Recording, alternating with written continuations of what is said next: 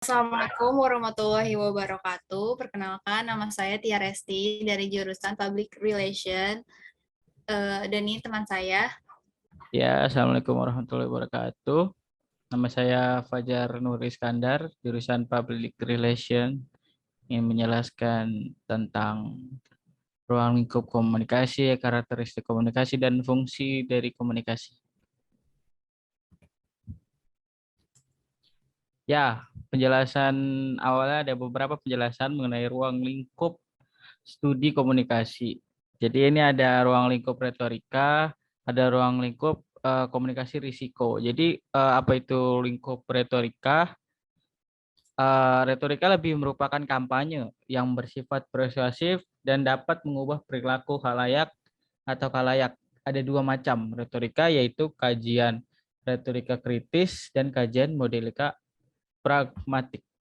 Dan komunikasi risiko, dalam komunikasi kritis ini kita membahas apa yang harus dilakukan agar penanganan menjadi lebih baik. Representasi alam dalam budaya populer dan pemasaran hijau, kampanye yang dilakukan melalui musik, fotografi, film, dan lain-lain seperti itu. Next. Jadi ini adalah penjelasan tentang fungsi komunikasi ya. Fungsi komunikasi merupakan tujuan manusia berkomunikasi sehari-hari. Komunikasi adalah proses pertukaran pesan, ide, fakta, pendapat, atau perasaan dari satu orang ke orang lain. Jadi menggunakan fungsi komunikasi.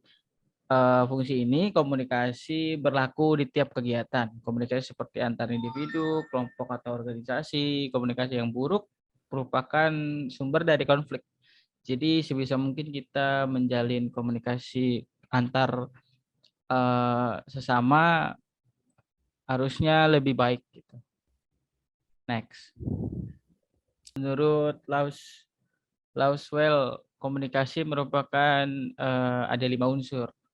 Di antaranya komunikator, pesan, media, komunikan, dan efek. Jadi masing-masing punya penjelasan. Komunikator itu penjelasan dalam komunikasi. Komunikator adalah pihak yang bertindak sebagai pengirim pesan. Komunikator seorang yang mampu menyampaikan atau bertukar informasi, berita atau ide, terutama yang fasih atau terampil. Pesan adalah pernyataan yang akan disampaikan komunikator pada komunikan.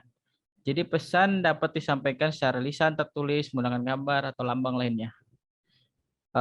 Media. Media sering disebut sebagai saluran komunikasi. Sebagai contoh sederhana, dalam interaksi tatap muka, dua orang berbicara dengan mendengarkan saluran suara.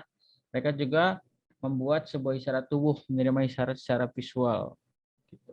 Komunikan. Komunikan adalah penerima pesan atau individu yang kelompok menjadi sasaran komunikasi. Komunikasi selanjutnya adalah efek ya.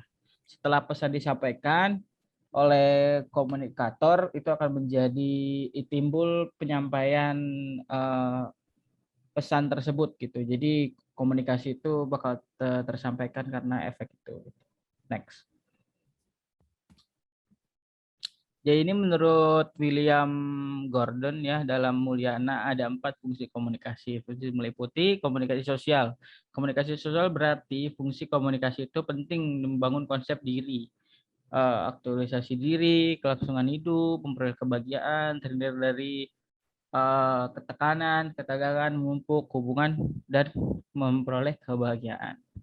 Dan komunikasi ekspresif artinya fungsi komunikasi penting untuk menjadi instrumen untuk menyampaikan perasaan-perasaan atau emosi manusia.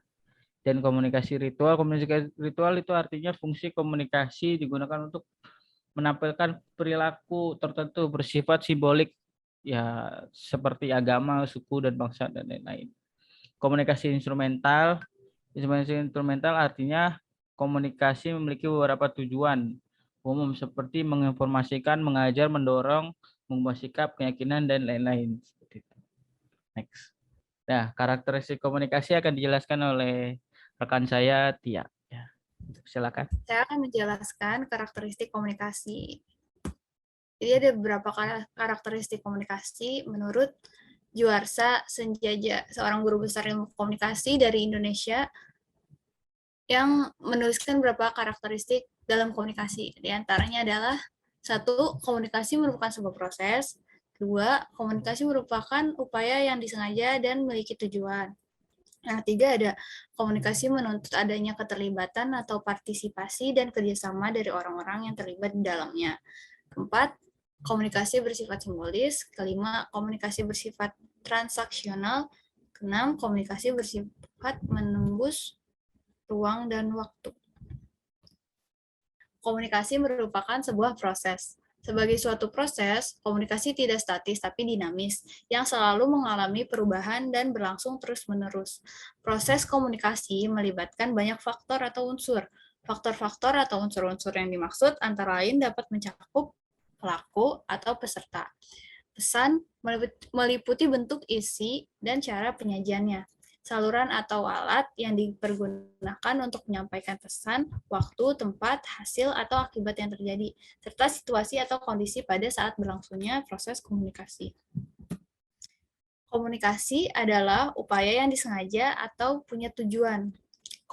Komunikasi adalah suatu kegiatan yang dilakukan secara sadar, sengaja, serta sesuai dengan tujuan atau keinginan dari pelakunya.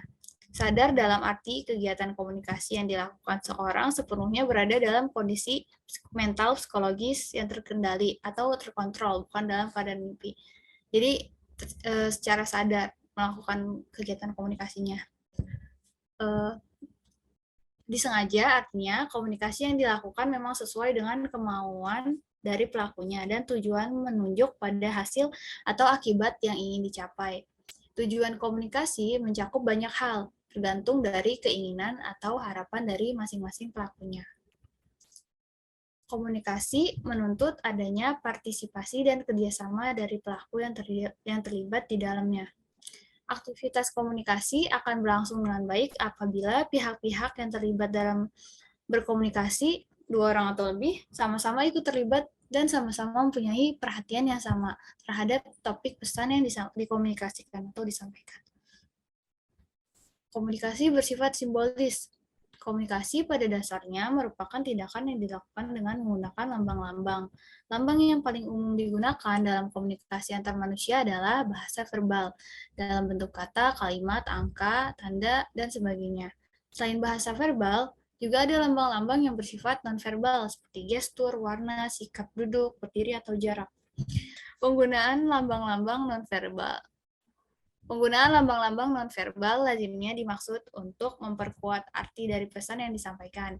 Contohnya, apabila kita berusaha membujuk seseorang tentang suatu hal, tentunya gaya dan sikap kita berbeda apabila kita sedang merintah atau memarahi orang tersebut. Contohnya adalah, apabila kita berbicara dengan pimpinan atau orang yang kita hormati, tentunya sikap duduk atau berdiri atau jarak antara kita dengan orang tersebut akan berbeda bila kita bicara dengan sesama kolega atau teman dekat. Komunikasi bersifat transaksional.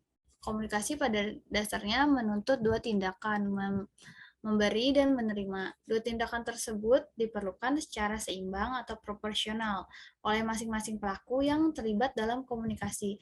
Apa yang kita terima, nilai besar kecilnya tergantung apa yang kita berikan. Pengertian transaksional juga menunjuk pada suatu kondisi bahwa keberhasilan komunikasi tidak hanya ditentukan oleh salah satu pihak, tapi oleh kedua belah pihak yang terlibat mempunyai kesempatan tentang hal-hal yang dikomunikasikan. Komunikasi menembus faktor ruang dan waktu. Komunikasi menembus faktor ruang dan waktu, maksudnya para peserta atau pelaku yang terlibat dalam komunikasi tersebut tidak harus hadir pada waktu dan tempat yang sama karena adanya berbagai produk teknologi komunikasi seperti telepon, faksimile, teks, videotek, dan lain-lain. Kedua faktor tersebut bukan lagi menjadi persoalan dan hambatan dalam berkomunikasi. Sekian presentasi dari saya dan Fajar, kurang lebihnya mohon maaf. Wassalamualaikum warahmatullahi wabarakatuh.